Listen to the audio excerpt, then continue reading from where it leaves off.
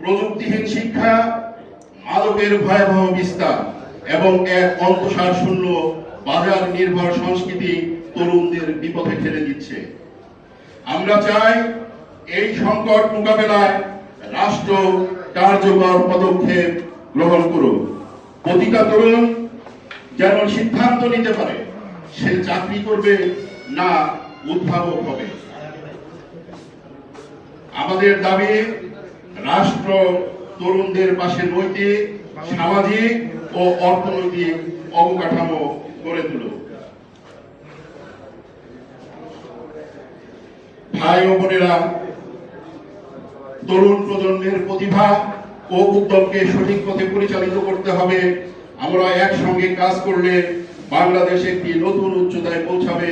আমাদের তরুণরা তাদের সৃজনশীলতা এবং নেতৃত্বের মাধ্যমে নতুন বাংলাদেশের ভিত্তি গড়ে তুলবে।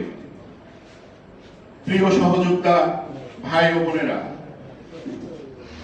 আজকে যুব সমাজই আগামী, তার অর্থাৎ তোমরাই আগামী।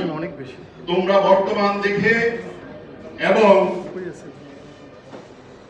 যারা অতীত জানো এবং বর্তমান দেখে এবং ভবিষ্যৎ নির্মাণে ভয় পাও না, তাদের কাছে বাংলাদেশের দায়িত্ব দিতে আমরা কখনোই কুণ্ঠাবোধ করব না। রাষ্ট্র ও রাজনীতিতে তরুণদের প্রতিনিধিত্ব নিশ্চিত করার যে সংগ্রাম, সেই সংগ্রামে ন্যাশনাল পিপলস যুব পার্টি ভূমিকা রাখবে বলে আমি বিশ্বাস করি।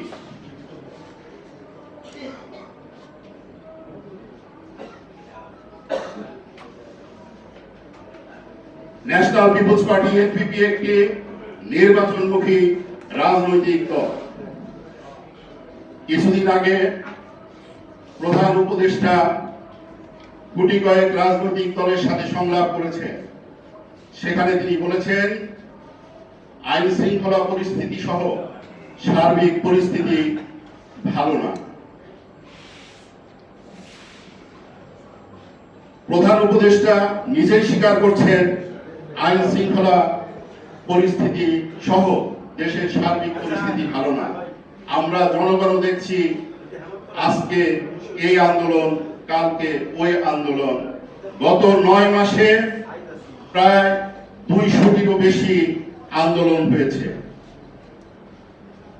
এত আন্দোলন এতদিন কোথায় ছিল?